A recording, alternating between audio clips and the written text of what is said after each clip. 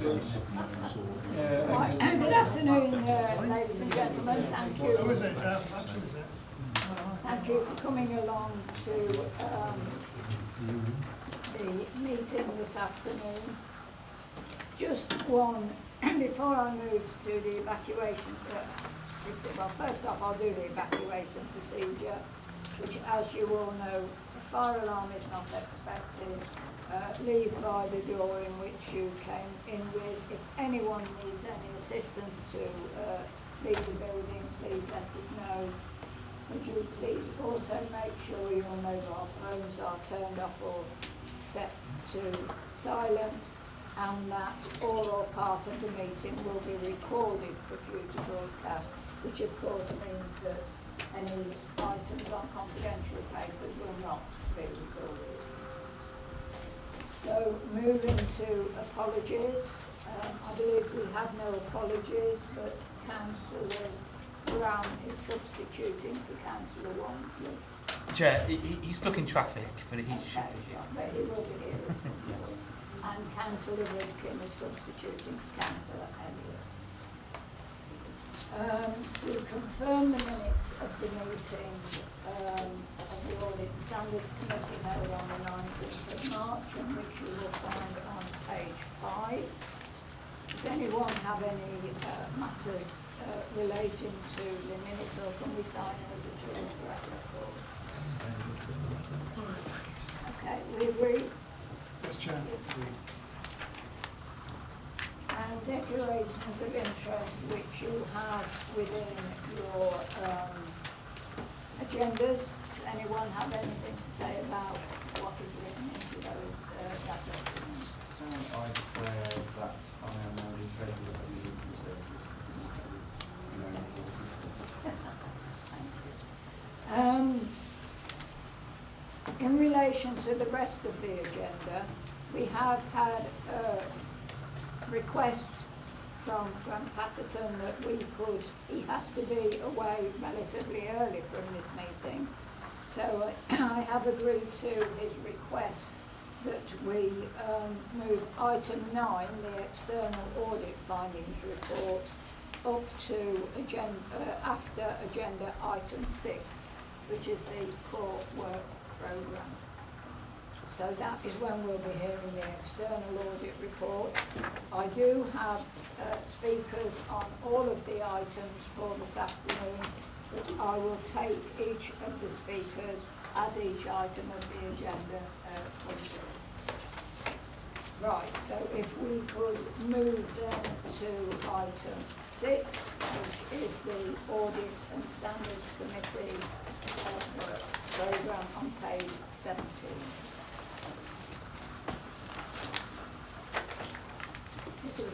Thank you, Chair.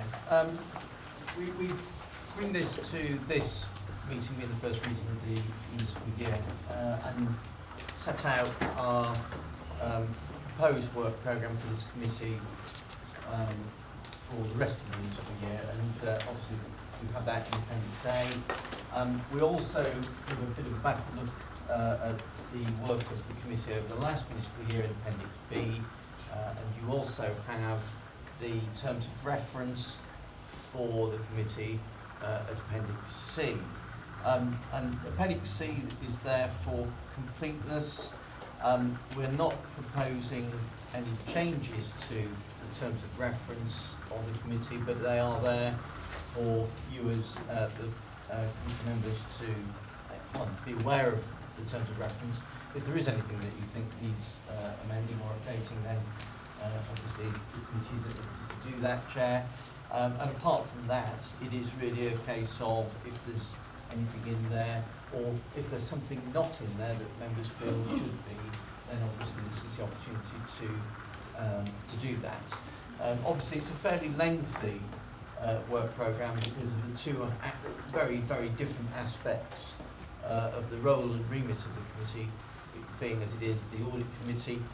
We've recently, in the last couple of years, also increased the responsibility of the committee to give it the ability to sign off the annual accounts, which it will hopefully be doing later on this afternoon. So I don't want to say any more than that, Chair. The it's a case of if members are happy, approve Appendix A and note Appendix B, and then if there are any other comments, etc., then of course we can take those on board. Right, as Mr Richardson says, you have the recommendations as printed in 2.1 and 2.2 on page 17. Does anyone wish to comment on the report? Councillor Cronin. Thank you, Chair. Page 19, fourth one down, Internal Audit Plan Progress Report. Might it be an idea, and I don't want to preempt what people might want to say later in the meeting about the item on the agenda, but might it be an idea to look at that twice a year? I present a report in November, Yeah. a half-yearly report, and then an annual report at this meeting. So, even if there's just an update to let us know how you're getting on, or whether you're before, ahead or behind on things, would that be? Well, that's It's just a suggestion. As Linda said, that happens in November anyway. Okay. And the other one is very top of page 21, complaints procedure. I know that we go through quite diligently with Director Richardson the Ombudsman review once a year for complaints that have been referred to the Ombudsman. But I can't remember us doing a complaints procedure overall review last January or last year. So is this something that, page 21, the top of it, complaints procedure. Did we do anything last year on complaints procedures? And are we really going to wait until January next year? If not. Through you, Chair, I think the reason that's there is it will fit in with the a later report on the agenda in terms of the code of conduct, because part of the proposal is to look at the complaints procedure alongside the code of conduct, which they're at the moment they are together in the Constitution, and the proposal will be to bring them both through the Constitutional Review Working Party and bring them back. So that's why It'll take until January next year. Yeah. Thank you. Sorry, I mistakenly forgot to call Councillor Condacor, who wished to speak on item 6.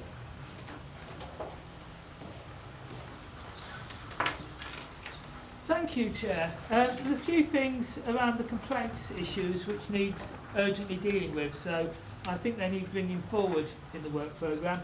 In particular, having had discussions about the thing on the later on the agenda, it seems that issues with the GDPR, whatever procedures, which means our complaints procedure is sort of being a bit sort of ad hoc and made up as it goes along in terms of the right of councillors to know who's complained about them. And although we have a form which says what happens to your complaints, it seems that the those new rules mean actually it isn't like what's on our forms. So I think we urgently need to review what's going on with that, particularly considering the vast number of complaints made against councillors at the current time. Thank you. I'm sure it isn't made up as it goes along, Councillor Condacor. So it's just the GDPR bits. And as Mr Richardson has already said, we will be moving along the route of discussing that with the Constitutional Working Party. So I have therefore on page 17 recommendations 2.1 and 2.2. 2.1 is that the core work programme be approved. Is that agreed? Agreed. And 2.2 is that the progress on the annual work programme standard section at Appendix B be noted. Is that agreed? Agreed. Thank you. So moving on to where we have actually moved the external report forward. Grant. Yes, thank you, Chair, and thank you for moving our report up the agenda. I can be here till about 6 o'clock, so I don't have to sort of rush off, but I've got another audit committee at OP at 7, so I need to depart. So thank you for moving up the agenda. In terms of our report this year, this basically is a summary of our audit findings in relation to the audit of 2018-19 financial statements. Our audit is substantially complete, and if I take you to so it's page 3 in our report, check. In terms of that, in terms of the headlines, when we drafted this for audit committee, the substantial pieces of work that are outstanding were in terms of evidence around your property, plant and equipment valuation. There's an element of that that you don't value, you value it on a cyclical basis. We were just waiting for evidence to support the fact that the bit that hadn't been valued was not materially misstated.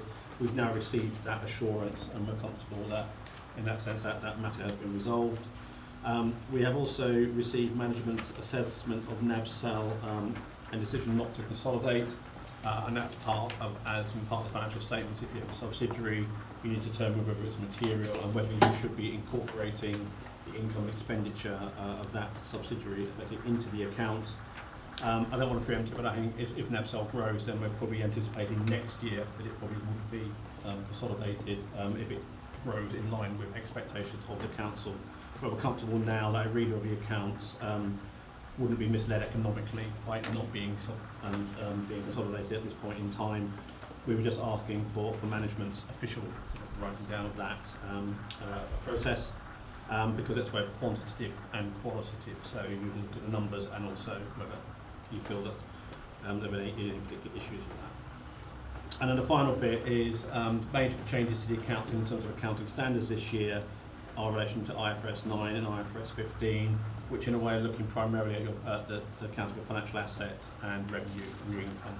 So we weren't anticipating in terms of IFRS 15, in terms of revenue, to be a significant impact at local government clients given the nature of your income streams. IFRS 9 does have an impact around financial assets, and if you look at the accounts, you'll see some changes in terminology. And in terms of the financial instruments disclosure notes, certainly you don't have loans and receivables anymore, you have items held at amortised costs and things like that. So, and also in relation to some of your investments in property funds and elements like that, they would be incorporated and described in a different manner. So we're just looking for that assessment, so we received that and we're comfortable that management's assessment of the impact of that on the accounts is in line with our expectations, and we don't have anything further to report on that. So the other bits on the agenda today are the management letter representation, which is attached to the back of the appendix. I'll come on to one item that we are specifically requesting audit standards approval on, and there'll be other elements for us to do before we sign off the accounts, which is post-balance sheet events and review of the financial accounts. Those always have to come after approval by yourselves for publication. So in terms of where we are on the audit, I'm satisfied that we have sufficient assurance to issue an unqualified opinion on the account, or modified. And I'll come on a bit more detail. We are proposing an unqualified value for money conclusion. So moving on in terms of the summary page, which is on page 4, that reads, it says what I've just gone through already. In terms of materiality, we haven't had to change our materiality from what we said in the audit plan, and there's actually been no changes to our overall plan and work as well. Moving on to page 5, I think there might be some new members around the table in terms of the audit plan and the significant risk we identified. In terms of, as I say, revenue transactions, there's a presumed significant risk for us as auditors, which we can rebut, and we did rebut that, and that is the nature of a lot of your income streams are relatively easy for us to audit, and therefore the risk of fraud, material fraud within those, is low. Therefore we have rebutted that, and none of our work on income has suggested that rebuttal was not appropriate. We also look at management override controls, and I think I've said in previous audit committees, looking at the control environment you've got, you have internal audit, you have normally segregation of duties in place, you have a relatively strong control environment. Therefore, when we're looking about if someone's going to manipulate the accounts, we tend to look at journals because that's the way that money can be moved around within the financial statements. Again, it's a presumed significant risk, and therefore we conducted work on journals, and there's nothing for me to report to that, so we're satisfied there's no risk of management override. Moving on to page 5, I suppose this is where there's sort of two bigger risks, and these are all around estimations and judgments, or estimations. And these are around property, plant and equipment, because there's a valuation judgment in there. It's not in relation to if you use a value report and an expert, and also around net pension liability, in terms of, again, you would use an actuary, an expert, to estimate what that liability, the employer's liability, would be.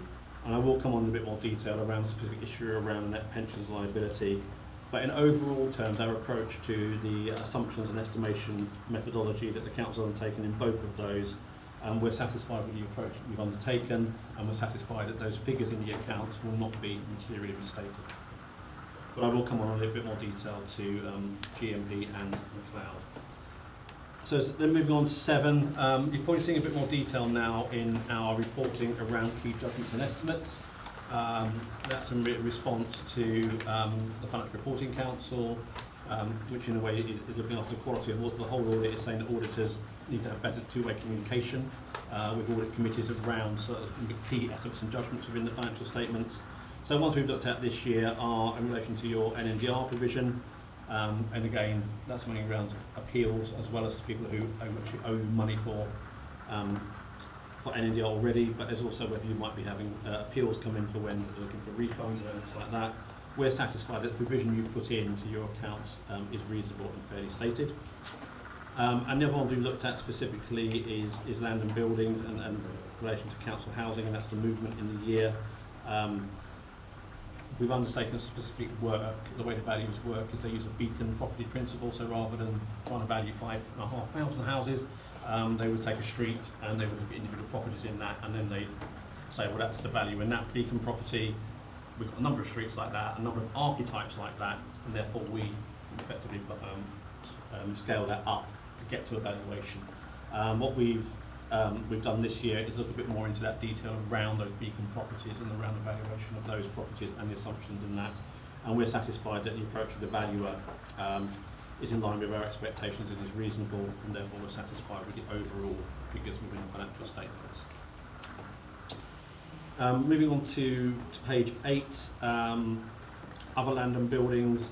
So if you're not doing on council dwellings, there are a number of buildings that might be specialised and therefore are on depreciated replacement cost, and that's effectively where they're normally done on a modern equipment asset to an enormous instant build. But this is basically another way of valuing, and that value of those properties in relation to that we've looked at again, and we're comfortable with that as a reasonable approach to the valuation of those assets. Again, the issue we did look at was, as I say, you do a sort of 5-year rolling programme, so 80% of your assets generally don't get revalued in a year. So what we did to satisfy ourselves is there any indication in the 20% that were valued that might indicate that the 80% was materially misstated? And again, that was the 1.05 million, and we're satisfied that having looked at the assumptions you put in and looked at that, we're satisfied that that will not be materially misstated. Page 9, as I say, we give more details in relation to judgments and estimates. I don't know how many of you have seen the details around what we call the IAS 19 figure, but the pension liability figure, and these are the assumptions that go within that underpin that the actuaries have used. We have our own, or as a group of firms, we commission PwC to be the auditor's expert to look at the range of assumptions. There's 4 main actuaries that look at the local government pension scheme, and we're satisfied at looking down there that the assumptions that they've used as your actuary are in line with the range of values that PwC would expect to be reasonable. Therefore, overall, we're comfortable that the net pension liability figure, as calculated on that basis, will be fairly stated. However, there are 2 matters that have arisen sort of during the year, and are carried on the next 2 pages. I mean, I won't propose to go into too much detail on that, but in the McLeod judgment, and it's also known as the Sergeant judgment, if you're looking at that, was around age discrimination in firefighters and judges schemes. And that basically, I mean, in the LGPS, you moved to it was moved to a care or a career average basis back in 2014, and there were transitional arrangements and underpin given for that. On the judges and the firefighters schemes, effectively, if you were in 10 years of retirement, you were given a guarantee that you keep your pension under the existing rules. Other people were automatically transferred. The firefighters union and the judges took that to court to say there's age discrimination. You're allowed to have age discrimination in pension funds, but not necessarily on this basis. And ultimately, through the tribunals and through the courts, that's the courts have agreed that actually the basis for those transitional arrangements wasn't proven to be lawful, and therefore the government is going to have to look to, or there needs to be remedies put in place so that everybody is treated equally. I suppose in a way, so if you're a younger member of the scheme, then you should have exactly the same rights as an older member of the scheme. There was a recent announcement in Parliament by Liz Truss in terms of that, and within that she has acknowledged that the government needs to look at remedying that across all of the pension schemes, because the actual court case was just firefighters and judges, so there was uncertainty about whether it might apply to LGPS, the civil service scheme. I think from that acknowledgement within Parliament, it's been accepted that it needs to be parity across all public service schemes. So we, in auditing terms, believe that's moved from accounting from a possible to a probable. So either impossible that you have to accept the liabilities, our view is it's now moved to being probable. So you just have to pick up the additional liabilities that that might have to be paid. So what's happened as a result of that is you've gone to your actuary and gone, well, if we have to pick up those additional liabilities, what might the impact on our liabilities be? They've come back with two numbers, one specifically on the cloud, and then the other one, which is on another page, is in relation to guaranteed minimum pension indexation, and that's to do with how much you pay based on state pension. They're slightly different items, but as a result of the McLeod judgment, it's come in at the right number, 835k, and on GMP, and I'll come to that in a moment, is 500k. That's below our materiality. Our materiality is 1.5 million. Therefore, we believe you should adjust, but if you don't wish to adjust, that's quite, it does not affect our true and fair opinion on the accounts. So we've discussed that with management, and given that it's likely to be picked up as part of the 2019 actual evaluation that is being carried out right now, and some of the complexities of adjusting, because whilst it wouldn't affect council tax, it will go through CIS, it will then have to go through the MERS, it will have to go through a number of different accounts, and the practicalities of that, management determined that people won't be materially misled. There's a note in the accounts that explains the situation. They are not minded to amend the accounts. And as such, we are therefore bringing that to your attention, the committee, saying, do you agree not to adjust, not to amend the accounts on that basis? So we're comfortable that it's not going to mislead anybody in that sense, but in our opinion, we've explained the items in there in relation to McLeod. I mean, guaranteed minimum pension is probably slightly more a technical issue, which is on the next page. And that's all to do, it links into equalisation of pensions for men and for women, but it's also depending on the government has a stopgap arrangement for a period up until 2021, but then it's, well, actually, if you do have to equal or pay index them after or before that, what's the impact on liabilities?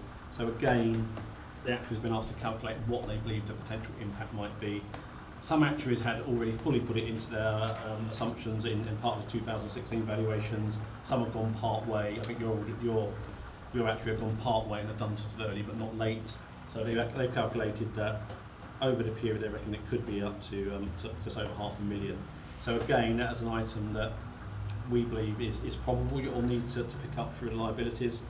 They should be reflected in the financial statements. But again, management, because of the combination, is not material, but not to. I think the key thing to take from this is, whilst the net pension liability figure will change, the actual amounts that you would need as a council to raise your council tax are driven by the triennial valuation and the contribution rate that effectively is set through that process. And clearly, whilst the liabilities might be sort of 1.3 million, it's as those pensioners come into paying pension that it actually crystallises. So it doesn't affect council tax, it does affect the balance sheet, it does affect the CIS. But non-adjustment we don't believe would materially mislead anybody. So that's really the key judgment that we're asking for you to make as on the committee tonight.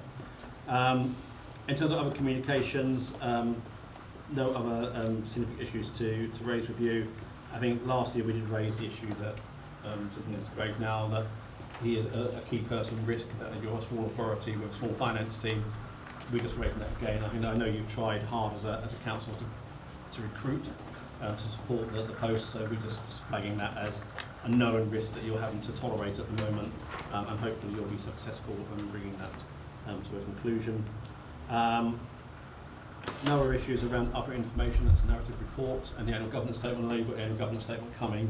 We've reviewed the annual governance statement. We're satisfied it's consistent with our knowledge and understanding of the council, and that's where our opinion comes down to. There were no matters to report by exception, and whole of government accounts will be below the threshold, so we don't have to do detailed work on that, so we will be looking to certify that. In terms of closure of the audit, there were 3 objections that I was working through.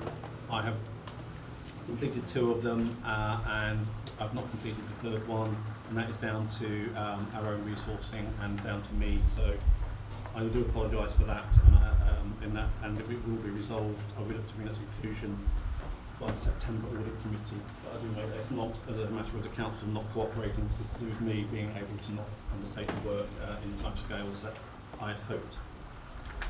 In terms of value for money, as I say, we give 2 opinions, so we're providing unqualified opinion on the accounts. In terms of value for money, the main key risk we looked at, in a way, not surprisingly probably, is given the current economic position, is around the council's future savings plans. So we've reviewed that, we've reviewed the arrangements you've got in place for the savings plans and the 1920 position. We're satisfied, I suppose, that in the short to medium term that you have adequate arrangements in place. But I think from the conclusions, we wouldn't wish to sort of, I suppose, understate the position in terms of the council and the challenges that it's got, and the need to continue to be able to make, I suppose, difficult decisions as they arise in terms of balancing both the reserves that you have, I suppose, with the income generation abilities that you have as well. So overall, we're proposing an unqualified value for money conclusion. I think it is important to recognise, and you have such a modified one here today as well, that you have sufficient growth to meet the funding gaps as presently articulated, but again it would need close monitoring going forward to ensure that, I suppose, the assumptions within that medium-term financial plan are adhered to or met, and that you aren't thrown off course. That links into a financial resilience and going concern. As I say, we're satisfied that in terms of you are a going concern, in terms of the accounts. And then finally, we do mention the other work we do for you, which is mainly around grant claims and ethics. On Appendix C on page 20 is the audit adjustments, and that's the unadjusted misstatement is there. We did find some other minor presentation and disclosure issues in the accounts, but they are not such that we would need to bring them to your attention individually. We've worked our way through those. And I suppose just on Appendix C, there were prior period adjustments. Again, they don't impact upon this year's accounts because, again, they were related to pension liability that's been picked up as part of this year's valuation. In more general things, in terms of audit fees on Appendix D, as I was picking up earlier, we've had to undertake more work around looking at the pensions issue around the cloud, and also around, in terms of I suppose the focus on auditors and quality of work, in terms of around pensions and PPE. So we are having a general discussion with all of our clients around the additional work that we are required to undertake now to meet the quality requirements, or the increased quality requirements from maybe 2 years ago when we put the tender proposal in. Therefore, we are in discussions with management around proposed fees. They are all subject to confirmation with PSAA, so they will be going through a more national process as well as a local process. But we are having these conversations with every client, not just particularly with Nuneaton itself, and they're outlined now on page 22. And I'll stop there now in terms of the audit opinion and the letter of rep that follow. Thank you. Before I ask any members if they have questions, I have a question from Councillor Conticourt, please. Thank you very much, Chair. A few things I wanted to raise. One is the objections from prior year accounts, but obviously two of them are dragged on for 2 years, Yep. and one's now going into its 3rd year. It so, is, no. I don't know if that charges the council any more or less when they do, but a lot of this stuff is about learning lessons. Yeah, we've got the equestrian centre, which probably cost us around 30,000. We've got the climbing wall fiasco, and we've got the poorly implemented changes to parking things. So these studies by the external auditors should happen quickly so we can learn the lessons and run better. That's the first point I wanted to make. The second one was about property, which is alluded to on page 16. We've got approved budget of 2.65 million for further commercial investments. As the government takes more and more funding away from councils, they're becoming more and more dependent on using their borrowings or their cash reserves to buy assets. And from those assets, either rent them out through NABSEL, or in the case of commercial places like the CAF in town and the places in Bedworth, actually rent them out commercially. So it's really, really important we get this right. It is a large sum of money, £2.65 million, and I have a lot of concerns about how safe, secure and prudent we are being, particularly having seen the flats in Attleborough which were bought last year and have had considerable difficulty in renting out, and the decision to buy a large part of the old co-op area of Bedworth and the associated buildings, which I think was about £600,000. And you can see things like the Barclays Bank in Bedworth being sold for just a few tens of thousands of pounds. There is a serious problem in our town centres, and we need to be really careful as a council buying assets to rent out, which in the short term give you a good income because people are renting some of those shops, but actually the asset value is not as good because those firms won't renew at the same rent. So I'm really concerned about what we're doing with the prudence and the safety of our commercial activities, particularly in terms of the loss of capital value, as retail and housing are both looking like they're going into recession. The final thing I wanted to mention was the liability orders, because in the accounts it says we've had a £75,000 reduction in income because of a reduction in summonses. That is in page 16 of the accounts. Reduced income due to reduced council tax summonses. We're told at full council that each one of these summonses that costs £80 to the person being summoned actually costs the council £100 to do the summons. So actually if we've got less summonses, we should actually be cost neutral on that, not losing out. And I think the area around liability orders and the bailiffs and the whole area is one of these new scandals which I think will be exposed, because we, like every other council in the country, is taking thousands of people to court, and we must be careful that this thing is done right. Thank you, Chair. Any member wish to comment on the external review? Chair, do you wish me to respond? Yes, you Okay, want to respond. the point around the objections is fairly made, and I take that on board. What I will be proposing to do is summarise the findings from that for the next audit committee and bring those forward. Within those objections there were some recommendations that I said I'll be bringing to the council. So I suppose that dialogue has been had with the council, so they will be, I propose to bring that to the next audit committee, which will be audit standards, which will be in September. I think in terms of commercialisation, yes, I think it's we are seeing a lot of councils going down that route, and I think it is that balance between you are a council, you are responsible for taking care of public sector money, but at the same time, yes, with reduced grants and elements like that, what can you do about income generation? So I think it is a fine balance, and what we tend to look for with auditors is making sure that there are appropriate governance arrangements in place, and that you have a business process that should draw out the risks and potential rewards from such ventures. And there's also on top of that, there is the SIPFA prudential code that you should take into account as well in terms of looking at those arrangements. I think as part of we'll look at that potentially part of 1920. I'm not going to formally commit to that, but we'll see how that progresses and how the plans progress, because that might be a potential factor around value for money. But I would agree that yes, it's just having the appropriate arrangements and governance arrangements in place. I'll be honest and say we've not looked at the liability orders given some of that amount of money in detail for this year, so I can't directly comment on that. Yes, thank you. Any member, Councillor Troman. Thank you, Chair. A general issue and then two very specific accounting questions.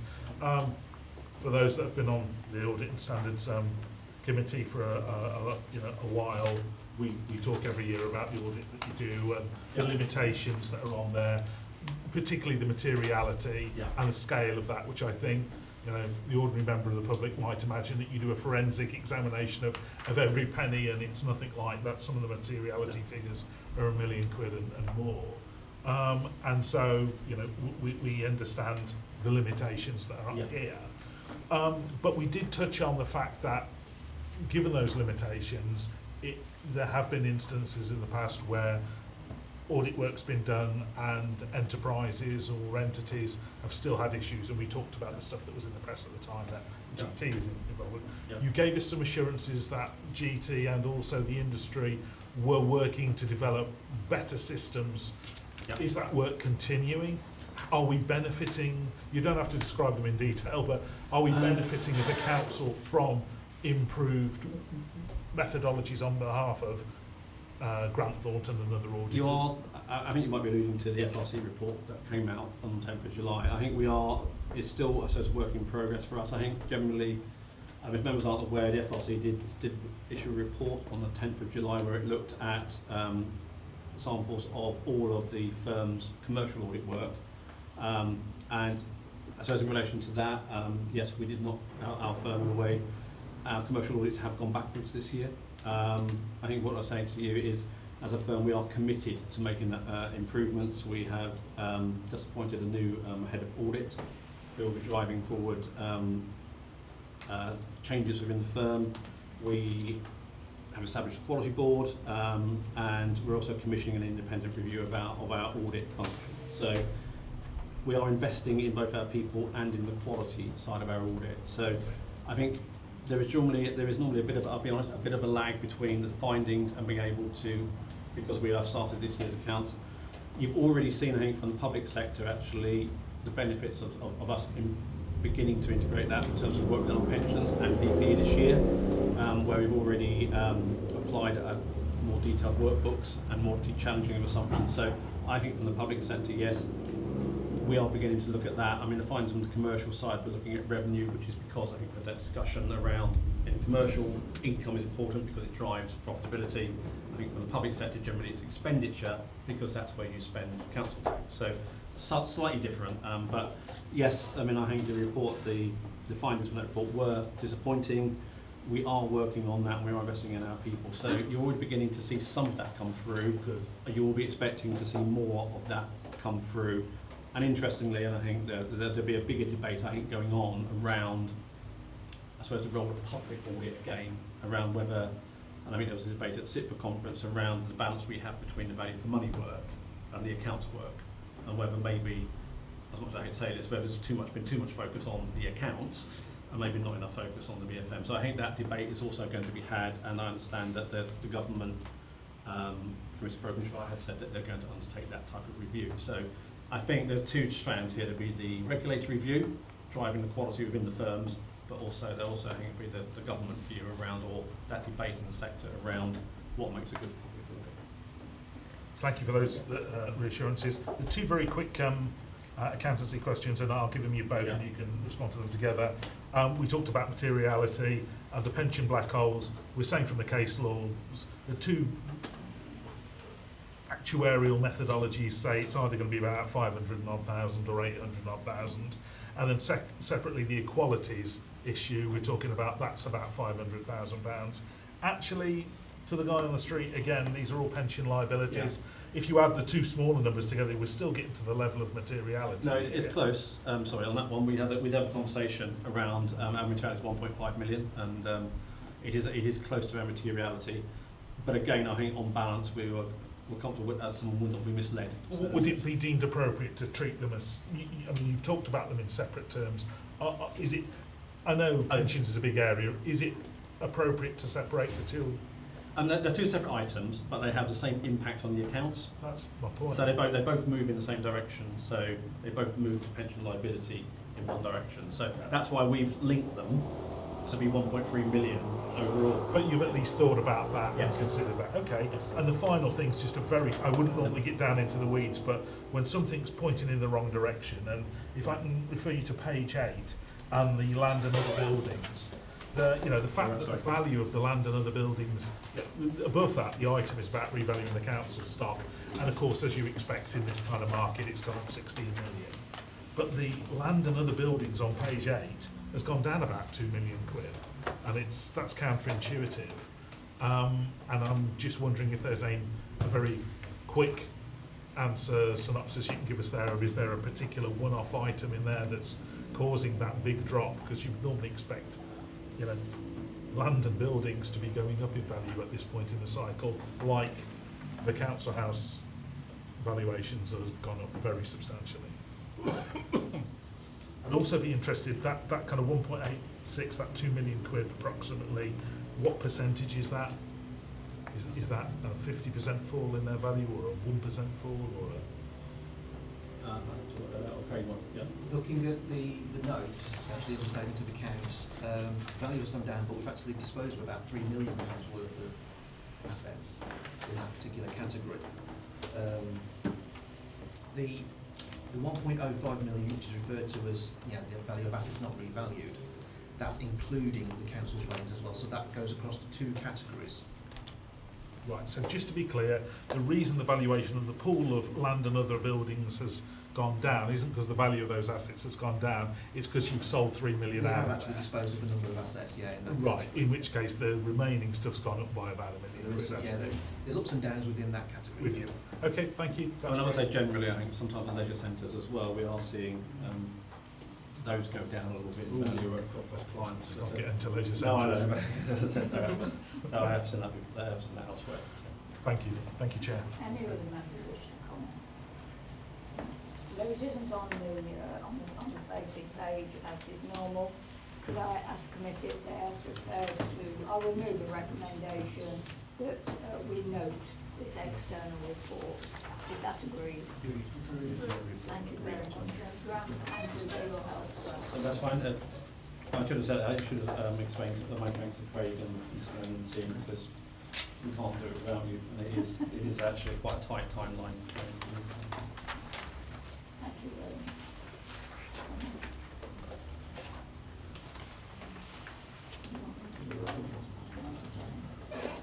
Right.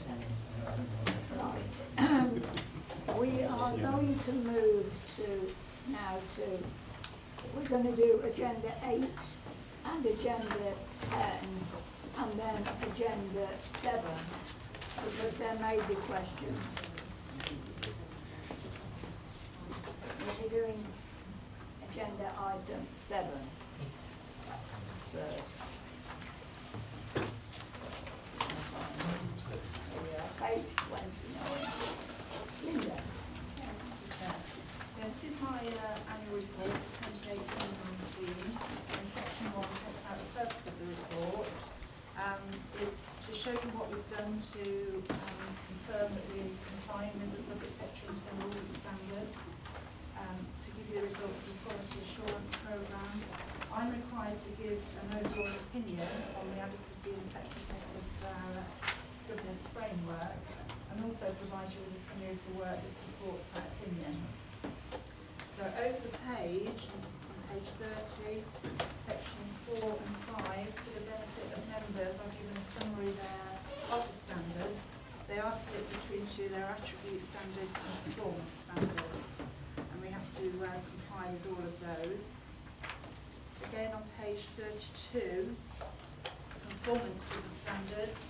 The standards require all councils to have an external assessment of the internal audit service at least once every 5 years. Our first external assessment was in 2013, so we've carried out a further assessment which started towards the end of 2018, completed earlier this year.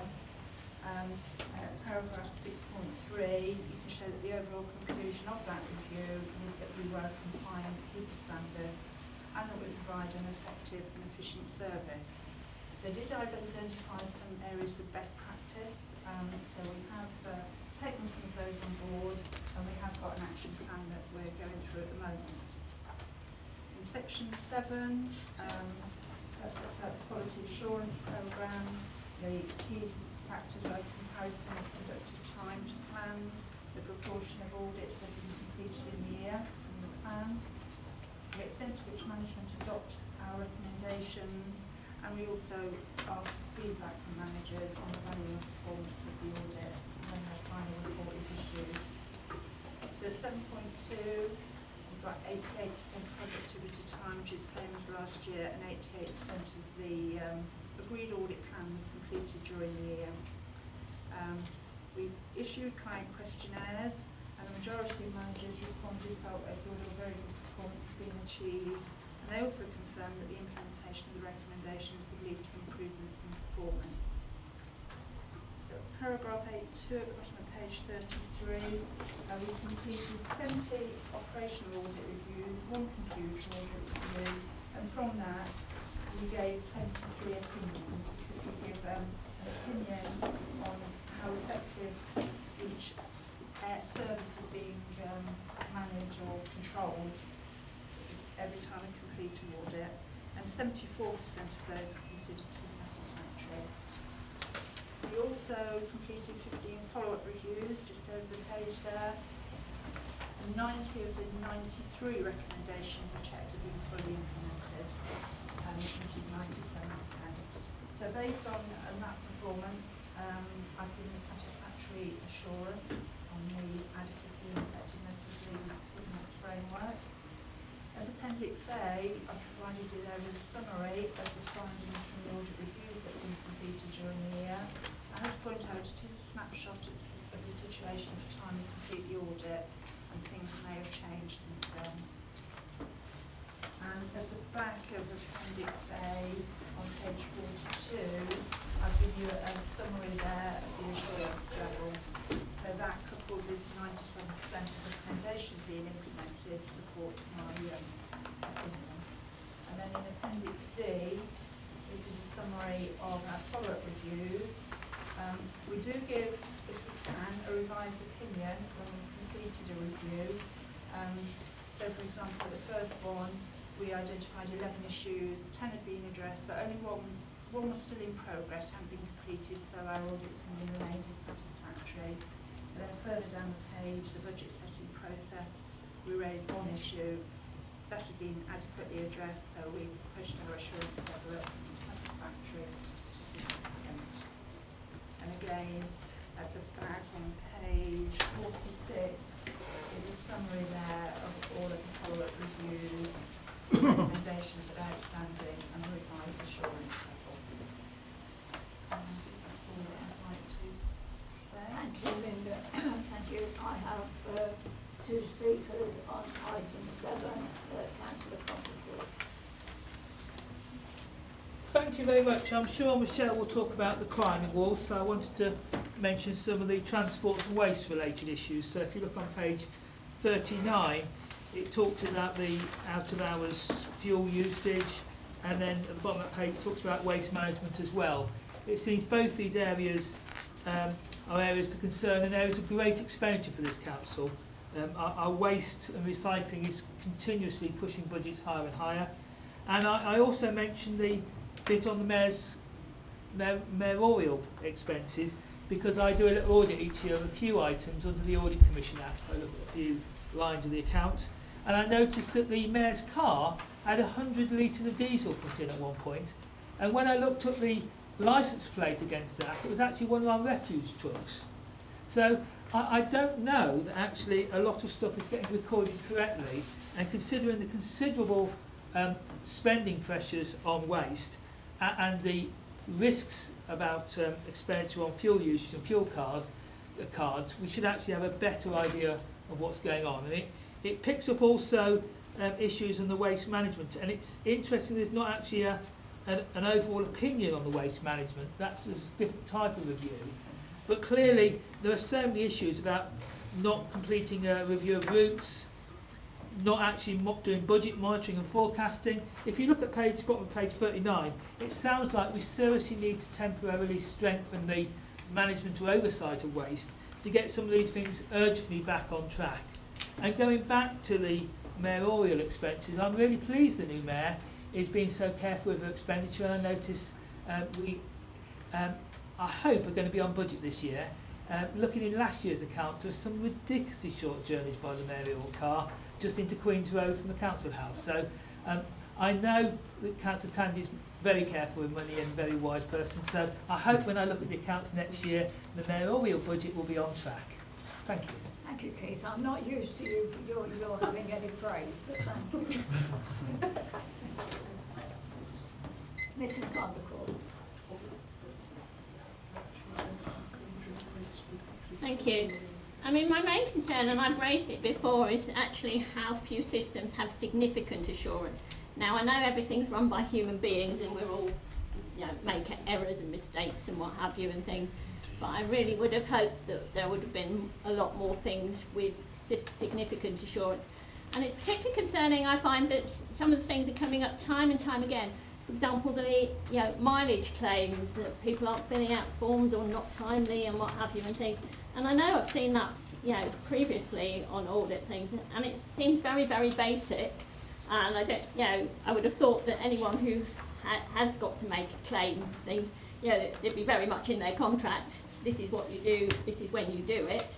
And if you haven't stuck to that, you don't get any of it back. End of. There seem to be quite a few things. I mean, as Linda, I know, said, some of these things will already have been, sorted. But, for example, on the animal warden service and things, it just seems very, very sloppy. The procedures are out of date. The thing hadn't been signed. The original agreement could not be located, and it just seems that those are really, really basic things, which I find difficult to excuse, to be honest. Moving on to some of the other bits, on the miscellaneous cash collection, so that's on the top of page 38. There were various things.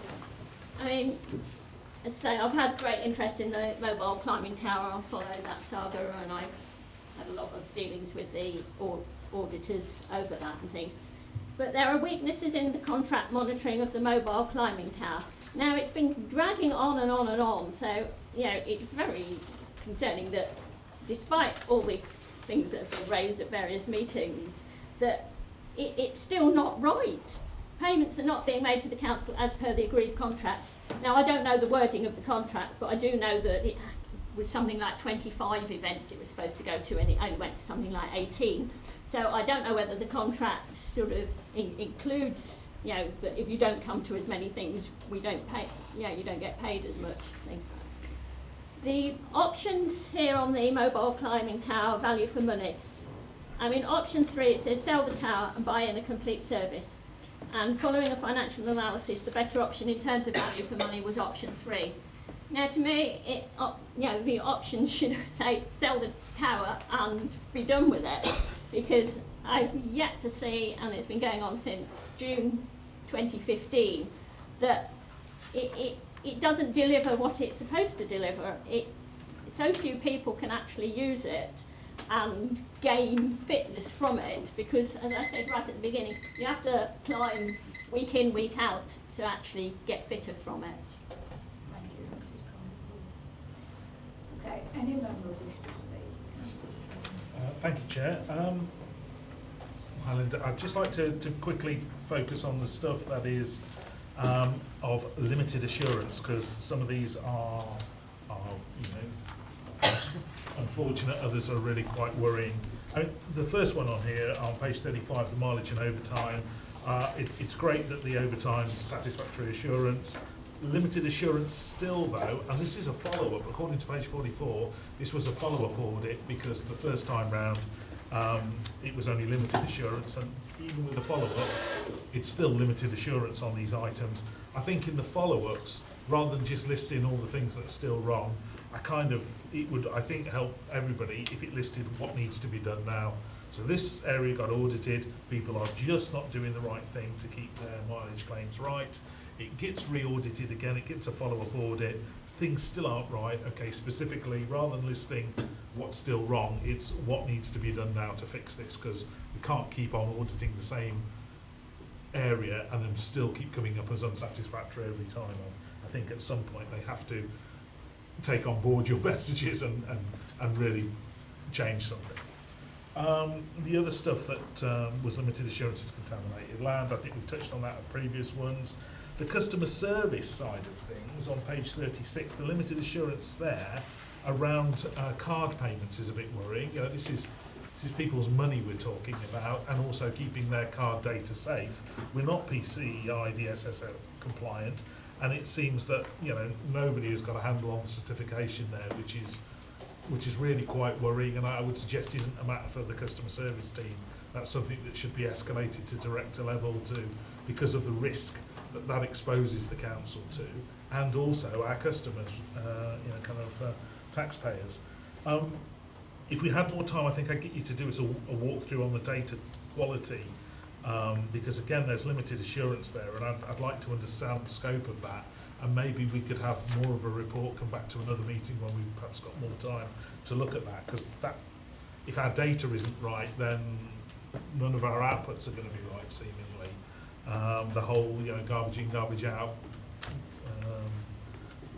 message that gets reinforced to us all the time. So I think there's a whole bit of work that maybe we could do as a committee to scrutinise that and maybe take that as a case study for you to give us a quick walk through one meeting. Might be useful. The Hart's got limited assurance or whatever, but there's some detail there. The waste management appears to be an ongoing in progress, because there isn't a conclusion about satisfactory or limited assurance there. That is a very big area of expenditure. I seem to remember we spent about $1/3 extra on agency staff last year. So I'd be really interested to see what the outcome of that particular budget is.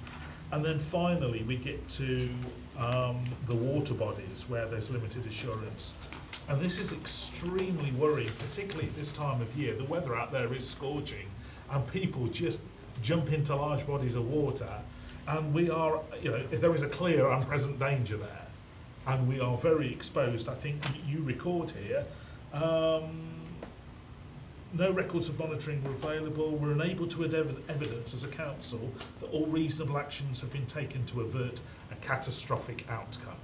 Now, that means somebody dying. Now, I don't know about the rest of the committee, but I would imagine that should be priority number one from the council tomorrow morning, to try and understand exactly what's going on and to make sure that we are in a position to be able to say, look, we have done what we reasonably needed to. So I don't know if this is going to the Cabinet immediately or if this is something the portfolio holder will be working on tomorrow morning, but I think maybe the committee might want to express its view that it is urgent and that it should be looked at by the portfolio holder as a matter of top priority. I can't think of anything more serious than loss of life, so they were my points, Chair. Thank you. Chair, if I can just pick up on just a few of those. Where we do a follow-up review, if a recommendation hasn't been implemented, I actually put in the report what the recommendation was and what the area is. Oh, what they still haven't done. If something is in progress, I'm more than happy to include those as well. I think it's, if you look at the top of page 44, under fixed assets, there are the 3 recommendations that were outstanding out of the 93. But if they're in progress, we may not change the assurance level. Right. But I'm more than happy to include those as well as the ones that are outstanding in future reports. You mentioned about reporting to directors. Once we finalised a report, all the relevant directors receive a copy of that. So the relevant director for all of this would have been had a copy of the full report, so they'll know all of the issues. And I think as a committee, if there is something that's limited, because I'm just the messenger here telling you what our findings are, if you need more information, you can invite the relevant managers to come along and give you an update on the current situation, if there are areas that you were particularly concerned about. Can I add something as well regarding, you raised about the PCI DSS and card services. Yeah. That primarily relates to the holding of card data, the holding service and things like that. Because of this issue, and I was asked to comment on PCI DSS, I'm going to lead on a project to actually look at all of our card acquiring services, because we've got a range of different providers, and look at somebody to consolidate those and also complete the self-certification for PCI DSS.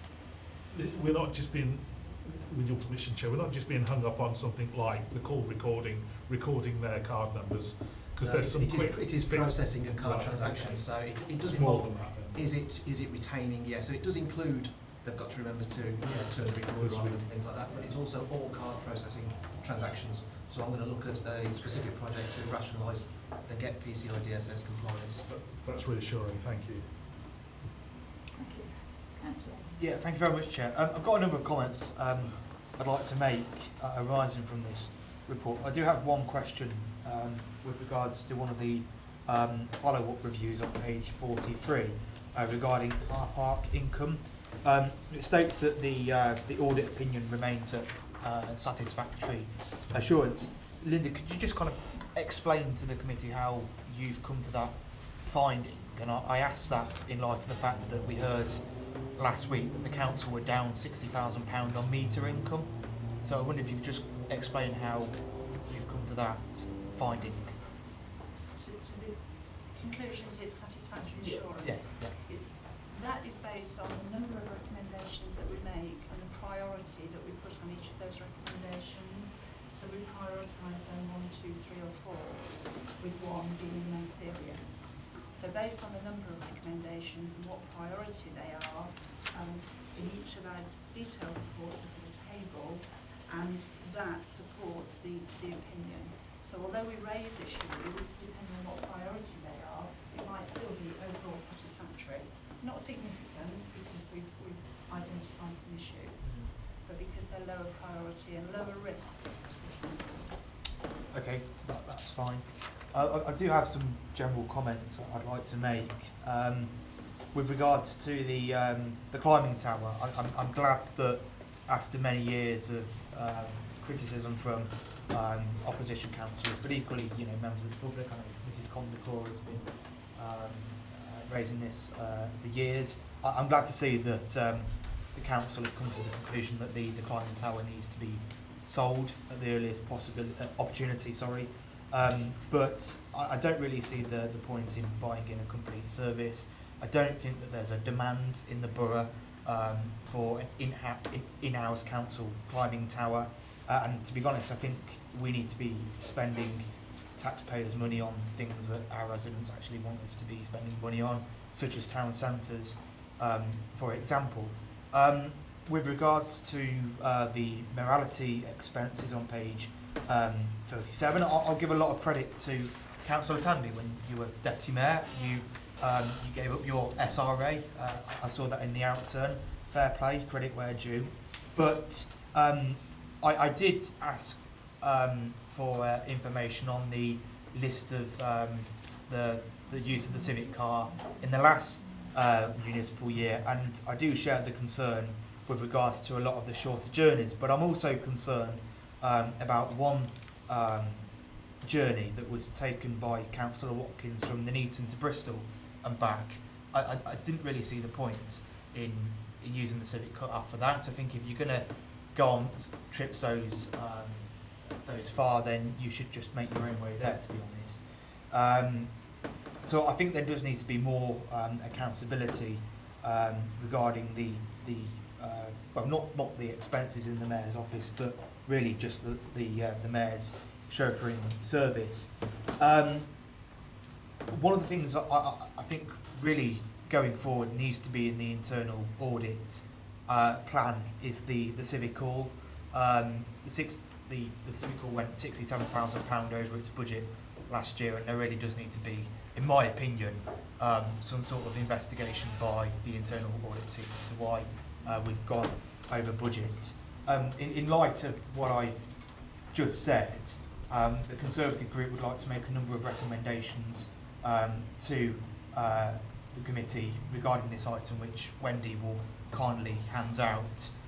And I'll go through those recommendations. Of course, we're happy with recommendations 2, 1, 2, 2 and 2, 3, which are printed on page 29.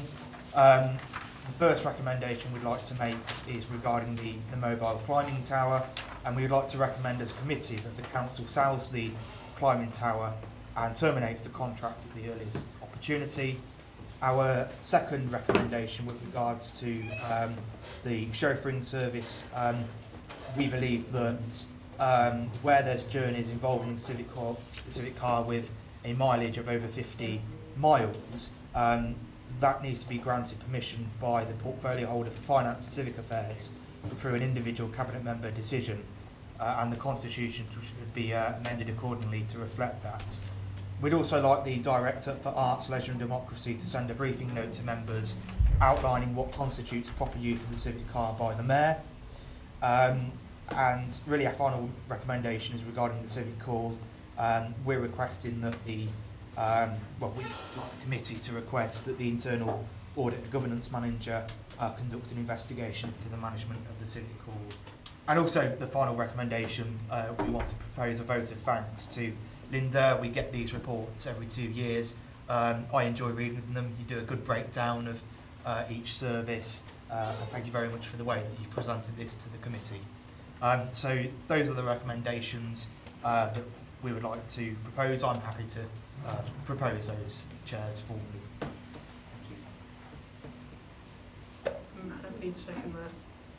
The one thing I want to do is, in relation, I'm sure I don't have to declare an interest as the current mayor, is that there is a mayor's protocol already in place that talks about what can and can't be used, and I'm well aware of it.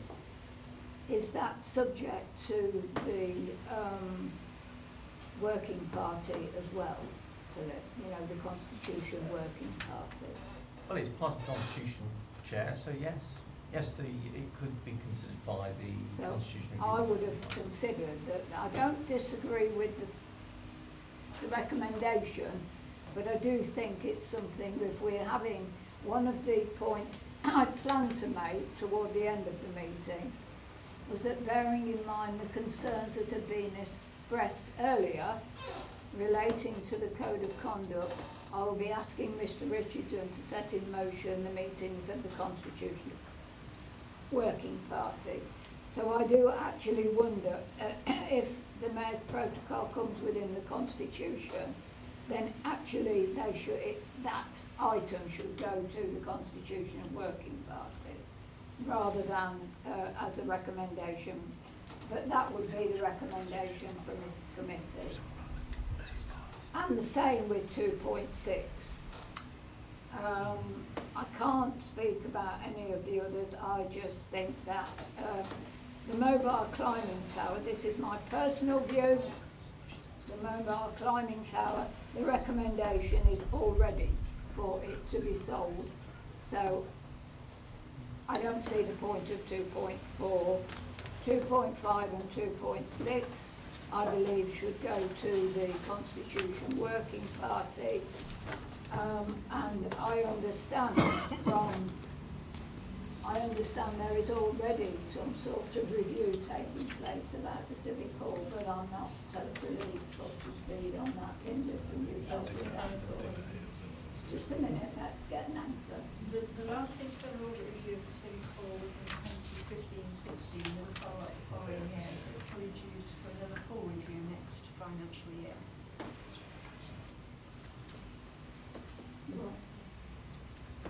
Yeah, just a minute, let's get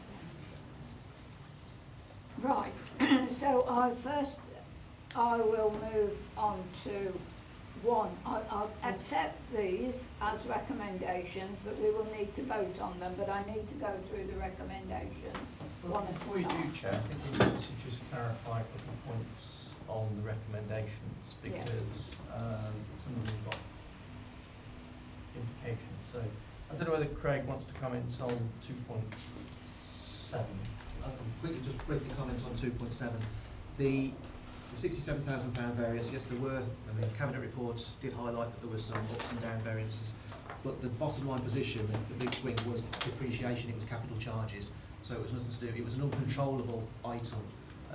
It happened that the valuation of the Civic Hall had actually increased, so it increased depreciation charge. It gets reversed out below the line because there's no impact on council taxpayers, it doesn't affect balances, but you could argue to some degree that the Civic Hall balance to its controllable budgets at the bottom line, the variance was predominantly from depreciation, which was £69,000. But that's not to say, Chair, that if the committee wants them to look at it, then she can. However, I think what we're saying is that in reality, it'll be a very short review, and what will come back is that the controllable expenditure came in on budget, but with these accounting adjustments that then led to as having to show the £69,000 depreciation, which, as you say, is then taken out below the line. So it doesn't impact on council tax at all. Okay. Councillor Evans? Yeah, just want to make a few points. 2526. If you want to put those to the Constitution Review Working Party, I'm happy for that. With regards to 24 and 27, if there's going to be a review or a follow-up review or whatever you call them in audit, then I can't see the point in voting against the motion. Might as well just vote it through. The same with 2.4. Right, I will. Sorry, Chair, can I come on to 2.4? Because I wanted to just ask Councillor Evans, just so I can be clear, if approved, his wording was it be terminated at the earliest opportunity. Well, the earliest opportunity to terminate a contract is now, but there would be damages. Are you using termination, or do you mean by what effectively when it comes to the end of its current term? Chair, before I answer that, can I ask the director, is this commercially sensitive that I cannot discuss in public regarding a contract? Because Well, we're not talking about the specifics. We're just simply talking about whether or not the council decides to do something with a contract. So I don't think it's commercially sensitive in that sense, although obviously the provider may be concerned about that. But I just need to know, because clearly that's already out in the public domain because you've moved it. But do you mean that it effectively comes to the end of its term, or do you mean termination as of now? Stop the contract, you mean, do you stop the contract? When's the end of the term? that's what I mean. Are you allowed to publicly Well, it's say a when? 3 year. Can we ask the question, do we know when the end of the term of contract is?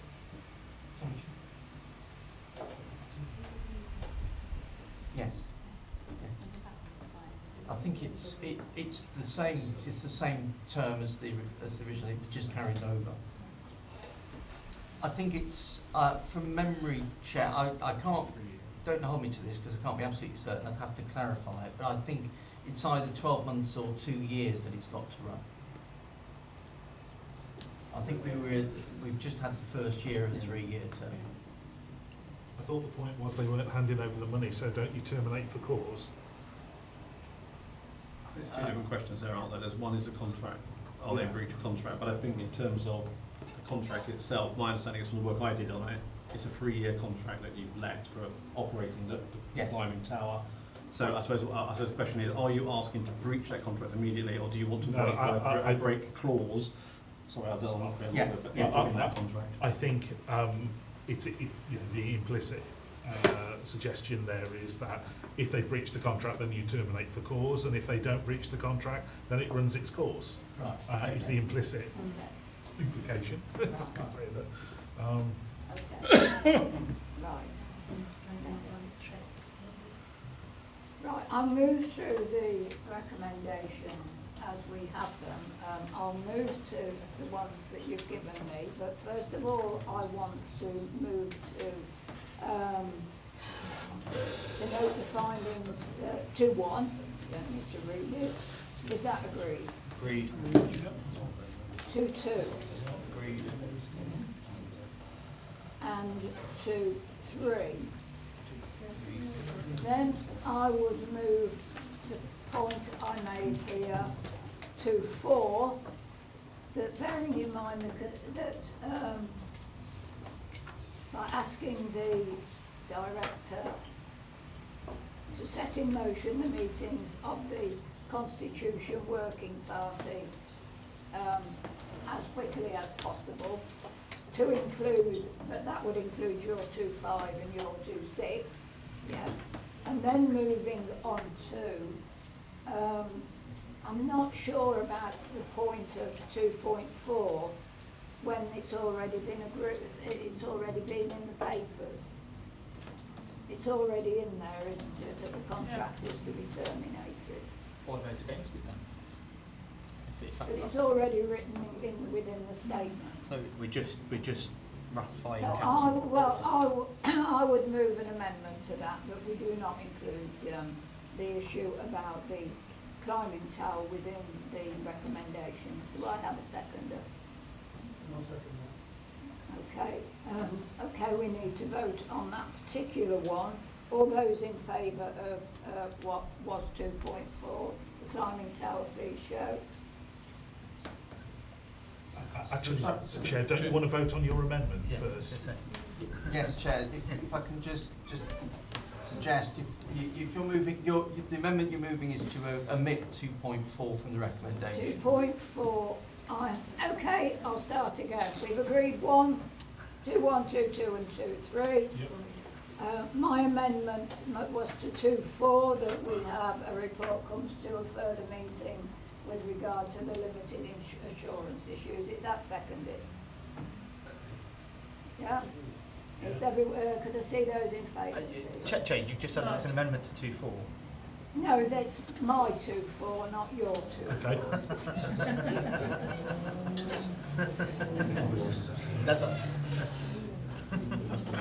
So could I have those in favour of a report coming to a further meeting with regard to the limited insurance issues? All those in favour? Yeah. Yeah. Okay. So you've added that in, Chair. I've added that as 2.4, Mr Richardson.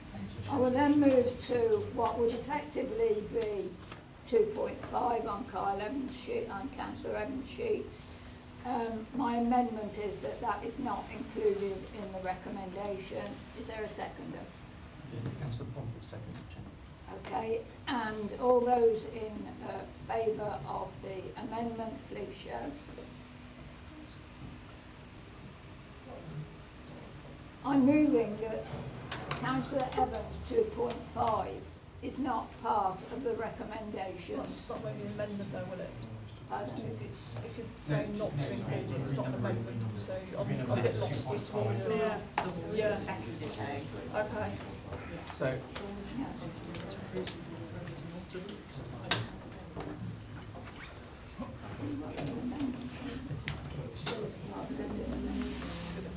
I have moved an amendment to the proposal by Councillor Evans that we do not we omit 2.5. recommend to full council that the council sells the mobile climbing tower and terminates the contract at the earliest opportunity.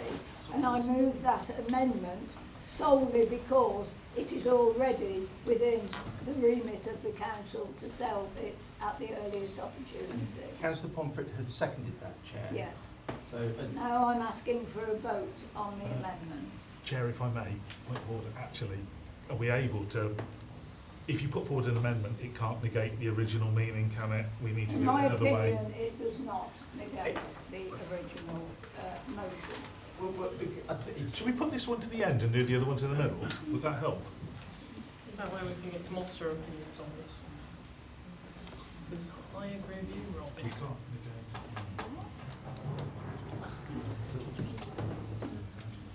Okay, okay. It's not the way I would normally do things, but I will put to the vote 2.5, which has been proposed, 2.5, which is now 2.5. And I'll put that to the vote as to whether people will support that or otherwise. All those in favour? The climbing tower, yeah. Climbing tower. Yeah. And those against? 4, 5, 6. Thank you. So it's That falls.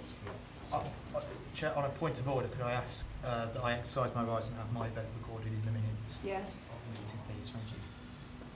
good. I'd like to exercise that right as well, please. Councillor Brown. Likewise. Okay. Thank you. So then we've moved what was Councillor Evans 2.5 and 2.6 onto the Constitution Working Party. Yeah. 2.7.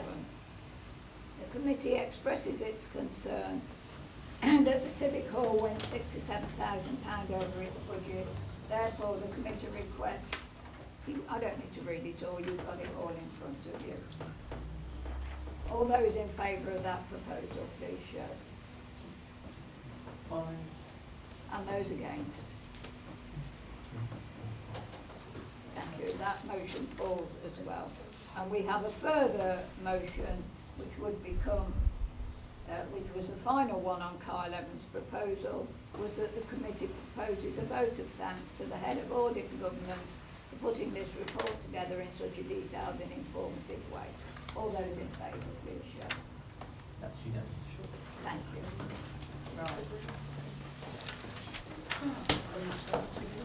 So we move on to agenda item 8, the annual government statement. Linda.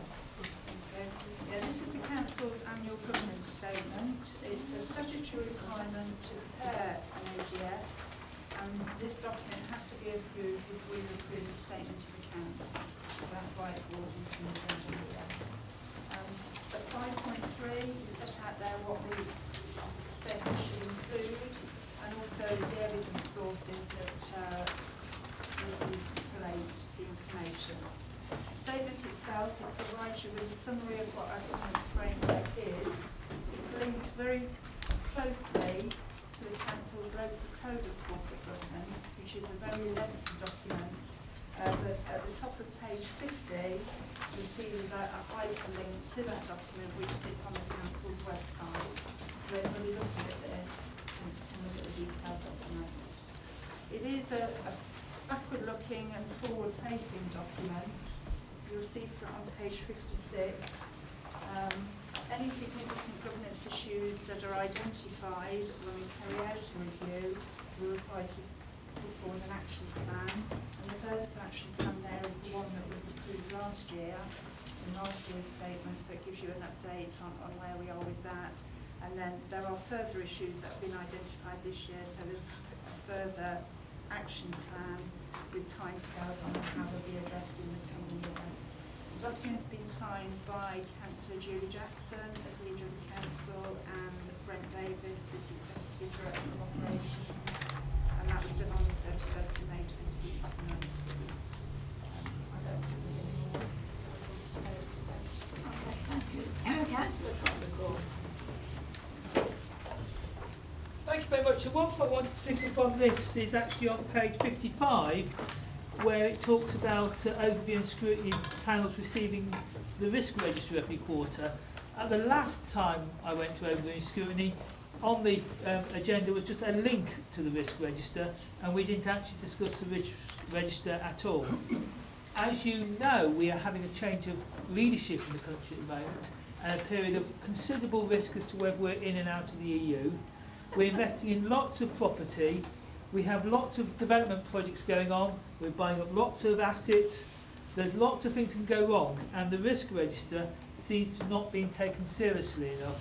And I think we do actually need to ensure that the full risk register is updated with all the risks, particularly if we're buying property and getting engaged in projects like demolishing part of the co-op. Actually, the risk register is more and more important, and the governance system should be insisting that we properly discuss the risk register at every scrutiny panel. Also on governance, Kyle has been talking, or Councillor Evans I should say, has been talking about the Civic Hall, as has many other people. We did actually, at the budget a year ago, decide to cut to the Civic Hall, and they weren't implemented.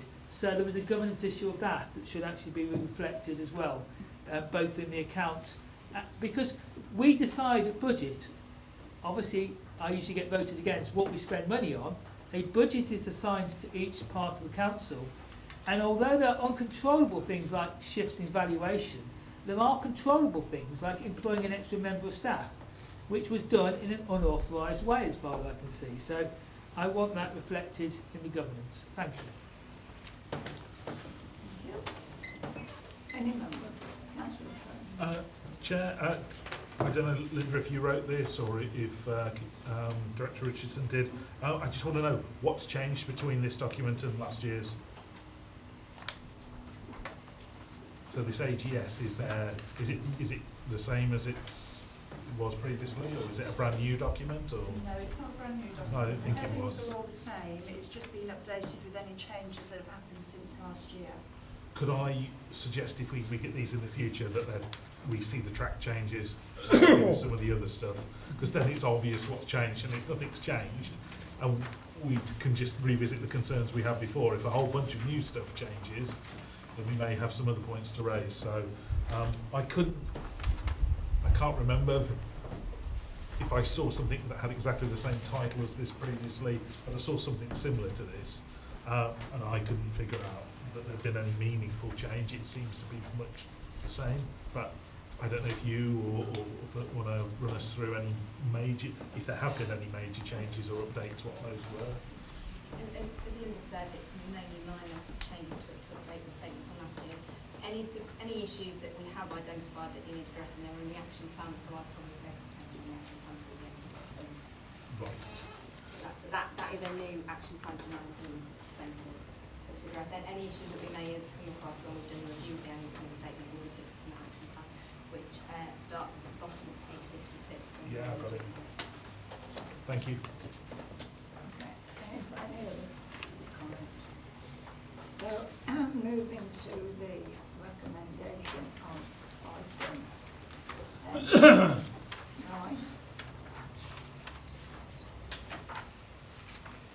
On item 8, it is that 2.1 is to consider the findings and 2.2 the AGS be approved. All those in favour, please show. Moving to item 10, which, as you all know, is a separate document, is the statement of accounts. Thank you very much, Chair. I'm going to take this one. Right, hopefully the report is self-explanatory, but there are a few key points that I want to bring to members' attention before you come to the recommendations. Section 5 refers you to Appendix A, which just gives you explanations for significant movements year on year in the core financial statements, so the comprehensive income and expenditure accounts and the balance sheet. So if there are any concerns there and you need some clarification, hopefully that will give you the information that you need. Section 6 expands on the areas that I've adjusted this document for based on what's happened during the audit process. The audit findings report said that they weren't going to disclose them in there, but I thought for completeness and transparency, I've actually documented them in here as to what notes we've changed and why, so at least you've got that flow. Section 7 expands on the material misstatement, shall we say, the non-material misstatement, which regards to the pensions, GMP and McLeod issue. The committee will need to accept and recommend that we don't adjust all this on the grounds of materiality. The audit findings report, and as Grant Patterson said, they're mindful for that as well. What should be, what should raise to your attention is that any pension impacts do not affect the bottom line, so it doesn't affect general fund balances or HRA balances. There's a statutory override which allows us to reverse the impact of these adjustments. So the only thing that hits the bottom line is cash, which is what we've reflected at the moment. So general fund balances wouldn't change, HRA balances wouldn't change. It would just be the pension reserve and the pension liability. We also will have to include that in the letter of representation, which the draft is being attached to the back of the audit findings report. And the Executive Director for Resources and the Chair will need to sign that as part of this agenda item. So basically the committee are asked to recommend, to approve the recommendations as at point 2, then obviously get the statement of accounts signed and the letter of representation signed as part of this, so we can move that forward. I'm happy to take any questions. And I have a speaker, which is Councillor Connell. Thank you very much. A lot of the points I've already raised, but I wanted to go back to tracing down all this expenditure on property, because it is in the accounts, but it's not really pulled out very much. And looking at the best place to see it is actually in your note 15, which is, I've got my pages right. There's too many pages on the accounts. It's page 64, 72, depending on whether you do big things, and the ones before that. On page 64 and 72, we've got seem to have 2 pages and everything.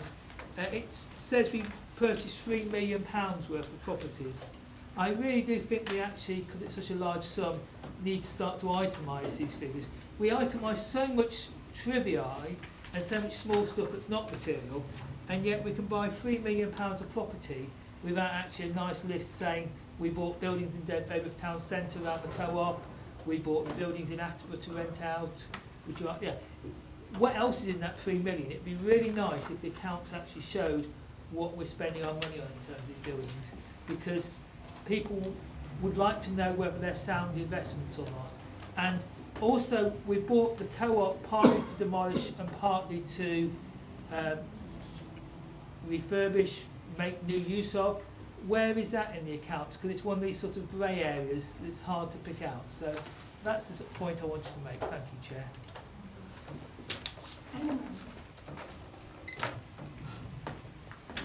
So we will move to the recommendation, which is at 2.1, 2.2 and 2.3. There. Agree, but could I just add one more recommendation, Chair, that we actually, again, propose a vote of thanks to Craig. I know there's been some staffing difficulties in the finance team, and I think he's done a fantastic job putting this statement of accounts together in such a short space of time. It is a team effort, but thank you. It is a team effort, yes. And absolutely. I'm happy to second that. It was very informative. We have a further recommendation, which would be 2.4, thanking Craig and his team for the manner in which these reports have been presented. So we now have 4 recommendations. All those in favour, please show. Thank you, that is unanimous. Moving then on to item 11, Treasury Management Monitoring. Thank you very much. Back to me again. Get my agenda. I will try and keep this short and sweet. This is the final outturn report for Treasury performance for the last financial year. Again, just to highlight a few points. There's a table at section 4.4. Every time we present this report, we always put in an interest rate forecast. And every time we present it, it's changed. The Brexit uncertainty is creating this volatility, and the table at 4.4 just shows how much it's moved since Q3. I did an update in May and July, so that does make Treasury decisions and making investment decisions quite difficult, but we will keep doing the best that we can. 5.4 gives us the closing portfolio position. The investments have moved up by £4 million compared to the previous year, but I have included another table a bit later on the agenda which will explain how those investment balances are made up, so where these resources have actually come from. 5.18 gives us our average returns for the year, and I'm glad to say that our investment performance is ahead of benchmarks that we look at, which is the 3-month LIBID and the 6-month LIBID, so it's good performance for the team. The borrowing position is largely unchanged. We've had one maturity, no new loans taken, so there's not a lot of activity in the loan portfolio. 519 through to 528 is quite a detailed explanation of our property fund. We are still getting excellent returns on that, but it's worth mentioning that at the moment the capital movement in the fund does not hit the bottom line resource of the council. We've got a 5-year mitigation. This is part of the IRFS paper. It's not an issue. So once the 5-year mitigation has dropped out, any movement in capital value will hit bottom line resources. But I've got no intention to actually withdraw from these funds. It's given us a good return.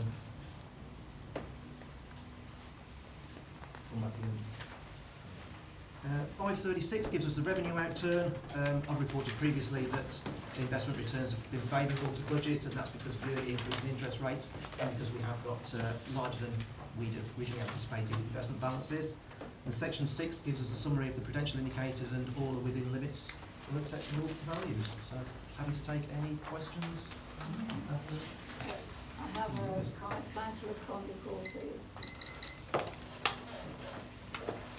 Thank you very much. Firstly, I'd like to say how impressed I've always been about the work that Craig does to try and get us some interest out of a really, really difficult market. Obviously, we've had years with low interest rates, and so much uncertainty that it's almost impossible to know what the right thing to do is. So, really glad where we are, but there is a massive risk coming down the line. We've seen today with figures from the Land Registry saying in June there was a 25% drop in non-commercial transactions in property. There's a lot of things going on at the moment, and I'm petrified what's going to happen in the next couple of weeks as the government makes decisions. And the question I have is, do we have a plan if the country does actually tip into some form of recession, property values go down? Yeah, if things do go wrong, and we've got no idea to know if they will, Mr Johnson may bring out a brilliant deal with the EU and business might be brilliant, but we have to have a plan in case the optimism is ill-founded. Have we a plan to actually reduce our investment in our capital programme slightly and actually go into more of a survival mode for a while whilst we get over this hiatus if it happens? Thank you. Thank you. Any member? Therefore, Oh, sorry. Chair, if I may. Yeah, if I can just ask, you mentioned about the 5-year IFRS waiver, when that's up. Okay, it looks like we'd have to show we'd lost 50,000 quid, which in the grand scale of things isn't really that much of a movement. But equally, what happens if it shows that that value is significantly higher? Are we going to be exposed to a tax liability or anything like that? Or? Yeah, I mean, that £50,000 is since inception, so it's not once that 5-year litigation. And the returns are more than covered. Yeah, I mean, the returns that we get, and so we'd have to be looking at the net position, and what we'd have to do is set our budgets. Yeah, once the 5-year litigation is out, say what's our anticipated gain or loss on capital value, what's the yield that we're getting from the rental income. So we'd have to look at the budgetary situation. But is it as stark as having to declare it every year what it was at the end of the financial year? So that's suboptimal, isn't it then? Yeah, that's assuming that the mitigation doesn't get extended. Yeah, I suspect there'll be a lot of lobbying as there was this time from Okay. societies. The other thing worth mentioning about the property fund portfolio itself, the experts at the CCLA, they make sure they have got a diverse spread, so they're not just using, buying property assets in a particular market. They're doing a whole range across the whole country. You've explained that, so, and the risk is very well spread. We understand that. I was more worried about the accounting treatment, and I don't want the council being on the hook for a big tax bill for something that could just be a paper profit or whatever. The only other comment I'd like to make is we've heard a lot tonight about the investment and whatever. I have had no real detail of the properties that have been bought, the investments that have been made. I'm not on an ABSEL board or whatever. But I worry about this short-term view that seems to be being expressed that property values have to make a profit, or every single week, month, the prices have to go over. It sounds like we're investing for the very short term, and my understanding is we don't. We are making investments for the very long term. We have a very long-term borrowing horizon, very low cost of funds, and that's what we're leveraging for the long term. Was my understanding. I'd just like some reassurance on that. And I'd also wonder if you wanted to comment on a strategy that says that if property prices were to plummet shortly because of short-term fears about Brexit, how you would feel about the idea that was suggested of selling down the properties at the bottom of the market to reduce our exposure, because that would sound to be the last thing that we would want to do. But if you could give us your thoughts on that too, thanks. What I would say as well is this report is purely treasury investments. So the other investments that you're talking about from NABSEL, they are capital investments and they're outside the scope of this. Regarding exiting the fund, obviously we wouldn't want a fire sale, so those things would have to be considered. And like I said, I've got no intention in withdrawing it. And what the portfolio managers would be doing is making sure that they are considering those risks and reassessing the portfolio. And if it does mean that they need to sell some assets because they're considered a higher risk and rebase their position by buying other assets, then that's something that they're paid to do, and they take a marginal fee before that yield that we get to actually do that. Thank you. Okay, thank you. There's no other member wishes. Sorry, Councillor. Thank you, Chair. I just wanted to come in on a point that Councillor Caldecott raised about the land registry data, or declarations in the start of the meeting thing here, because I do work for them. The land registry data is historical. It's looking backwards at sales that have already completed, so it actually takes into account factors that have already occurred. It's not real-time data, and it's not looking forward. So to draw a prediction on what might happen based on that is to draw an incorrect conclusion. Thank you. Thank you, Councillor. Now, no other members wishing to speak, I will move to the recommendation, and that is that this committee know the report. Is that agreed? Thank you. Moving to agenda item 12, which is a single page report. This is asking for, it is talking about dispensation granted to councillors who are non-executive directors of NATSEL. Thank you, Chair. And it's just for noting, it's just to inform the committee that the dispensation has been granted. Okay, everyone happy? Is everyone happy with that? Yes. Oh yes, you are down to speak. Sorry, Councillor. No, so I didn't even notice that before. Please involve my Okay, request on that. thank you. Moving then to agenda item 13. Yes, thank you, Chair. This is a follow-on from a report that we took to the last Audit and Standards Committee. The Committee on Standards in Public Life undertook a review of local government standards and in its 20th report identified a series of recommendations that it felt the council needed, well, the local government needed to address. A lot of them, however, are ones that require legislation in order to implement, so it's primarily left with government. In the report, however, they did identify 15 best practice recommendations, and as you will note from the rubric on page 83 on Appendix A, that they are very keen that we should implement them, and they will be reviewing the implementation of best practice in 2020. So the purpose of this report in the first instance is really just to give a flavour of where we are against those best practice recommendations. So the best practice recommendations are in the second column, and then the assessment is in the third. And I have to say, Chair, the one thing that hasn't happened is that we did say we'd sit down with yourself and a member of the opposition and go through these, which we haven't done. However, the recommendation is, given that some of the comments from the Standards in Public Life, is that perhaps we ought to be taking this through the Constitution Review Working Party and doing a fairly detailed piece of work.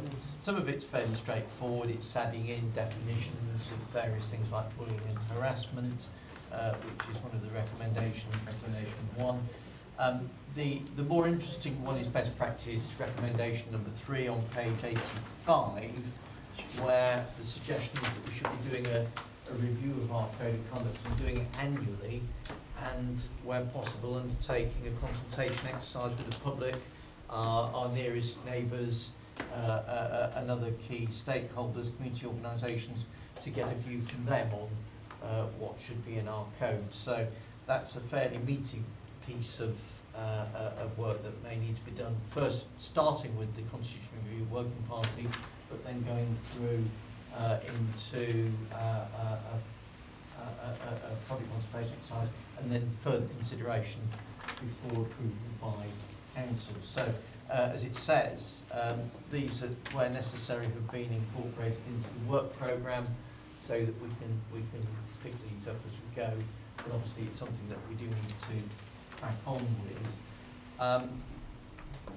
A couple of them, best practice 11 and 12, aren't applicable because they relate to parish areas, so we can we're not troubled by those. And obviously there are a number of matters, there's sort of technical matters to do with conflicts of interest. The one that I would draw to your attention, however, is best practice note 14, which is a recommendation, and this is it's been recognised by the Committee on Standards in Public Life that We are in a process of change in local government. There are more and more, there's either outsourcing or the creation of arm's length companies to trade. It's becoming a more prevalent activity within local government that we're setting up companies like NABCEL to undertake activities, and this is being replicated across the country, and therefore there is a recognition that we need to be imposing upon those bodies, albeit that they're independent, legally independent, the requirements to subscribe to the standards in public life, the Nolan principles, as well as obviously making them slightly more transparent in terms of publishing board minutes, etc. So that there's a subject to the usual rules of confidentiality. So that's quite an interesting one. I have had a discussion with Dawn Dawson in connection with that, and we are in the process of looking at that with in consultation with the NABCEL. It's all there for you, Chair. In terms of the recommendation, as I say, I'm suggesting that we ask the Constitution Review Working Party to look at this, and then we bring this back in January next year, hopefully, with a suite of conclusions and documents and updated procedures and guidance, picking up Councillor Darker's point, so that we can then move forward. Thank you. Councillor Condecourt. Thank you. Speaking as an unfortunate expert at the Council's complaints procedure, I think we've got a serious problem with this Council. Politics in this Council is quite toxic, and probably this year we'll have 24 complaints against councillors. This doesn't help anyone at all. At the County Council, we might have 1 or 2 complaints against councillors in a period of a year, for an organisation almost twice the number of members. We have a serious problem, and the Constitutional Working Group and these groups that don't involve myself and don't involve a system of trying to actually get the number of complaints down, I think is a wasted opportunity. I think we need to look at the causes of the complaints, the continuous frictions between the groups, and try and work out how we actually get the complaints down to serious, real issues, rather than this continuous war of complaints between the parties. And I think we do need to be careful that we don't use complaint system as a weapon to bully. There is also an issue with an example today. I said something here, it was misrepresented that I thought we should sell our property assets. That's not what I said. If we have this system where councillors misinterpret and play games, it leads to more complaints and more hassle. I keep saying things work so much better at the County Council where people are nice and reasonable, and mistakes happen all the time, but things are just corrected. If someone isn't allowed to speak, things just work better. And in this place, things are just getting more and more toxic. I really do fear this council is wasting a large amount of public money and a lot of time the management could be doing sensible things, bothered with complaints after complaints. And I'm sure the Tory members beside me will now say a lot of things that I can't reply to. It is really a waste of time. Today we've talked entirely about finance and audit. I'm talking about political tit for tat, vexatious complaints. The complaints we're talking about later, I'm not allowed to know who complained against me, even though the procedure says, in fairness, I should know, particularly if it's a politically inspired complaint. I really, really fear this council is getting worse, when actually there was an opportunity for getting better. A year ago, when we had the new council, new members, we did seem to be starting off this new administration about 16 months ago with a friendlier attitude. The new council leader has been more friendly and tried to, I think, diffuse some of the arguments we've had. So there is optimism, but we seem to be going into a dark period. So I do hope we can actually have meetings and talks so we can actually cut down on all these complaints. Thank you. Mrs. Condecourt. Chair, I have a point of clarification. Just a minute. I have another speaker, Mrs. Condecourt. Thank you. Keith's touched on a few bits. Obviously, I have put one complaint in against a councillor, and it came back that it was just political tit for tat. And yet, just political games and things. And yet, when I'm reading through these recommendations or, what's been suggested about what should be best practice and a definition of bullying, it was definitely bullying. And yet it was dismissed as political thing. And I don't know actually how complaints are actually presented to this standards committee or whatever, because I've not been in that position to be on this committee. But there should be anonymity at least in the early stages, because sort of in hindsight with the complaint I put in, the independent person then asked questions, and in hindsight I'm thinking, well, why would he even ask those questions? Because they were, if the complaint that had been put forward to him hadn't been, leading, basically saying, we think that this councillor has done X, Y or Z. And, if the complaints were that someone's complained against councillor A, B, C, X, whatever, however you like to think, it would certainly make it much easier. And I'm also concerned, I looked at the Nolan principles of public life, and one of them is honesty. And I can say with absolutely that there has been a serious lack of honesty in things. There have been things plastered all over Facebook in recent weeks saying the Green councillor and his wife, so I've been dragged into it, based on no evidence. They haven't seen the emails, they haven't been there, and, it's not nice. And, it's helpful that there is some sort of definition of bullying and things put in, but as Keith already said, it can be quite horrible here. And I was very interested in the last bit on 15. It says, it's worth noting that when such significant matters arise, such as volatile council meetings, these are discussed as a matter of course. I have not been to a full council meeting that hasn't been volatile for about the last 3-4 years and things. And it's pretty horrible. Can you stick to the matter on the discussion? Yes, it is. It's exactly about volatile council meetings. And someone who sat in the public gallery and things, and can't even say anything, it really is pretty horrible and things. And so Kate's absolutely right. Something needs to seriously be done because it is very, very toxic. And it's not people saying, oh, I totally disagree with your policy or what you believe on such and such. It is very pointed actually at people. It's very, very personal, and it's very, very unpleasant to watch, from the public gallery. Councillor Evans, you indicated.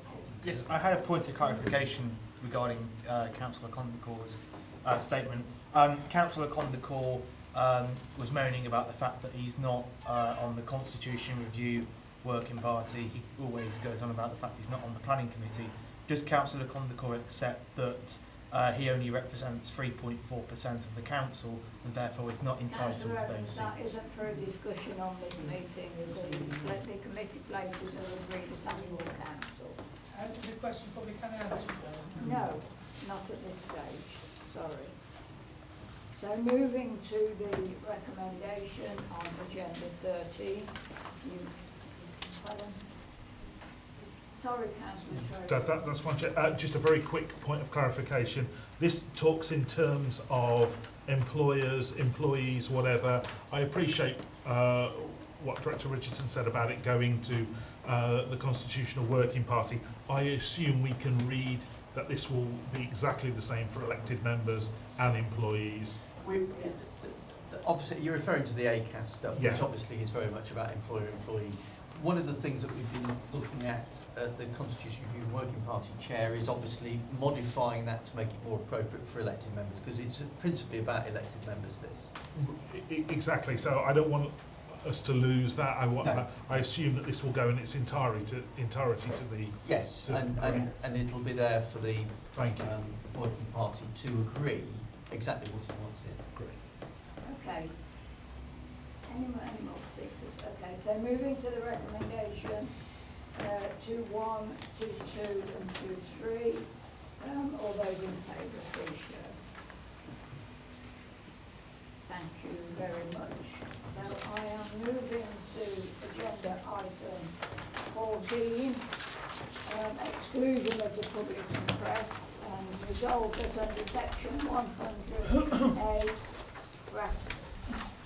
bracket 4 of the Local Government Act 1972, the public and press be excluded from the meeting during consideration of the following items.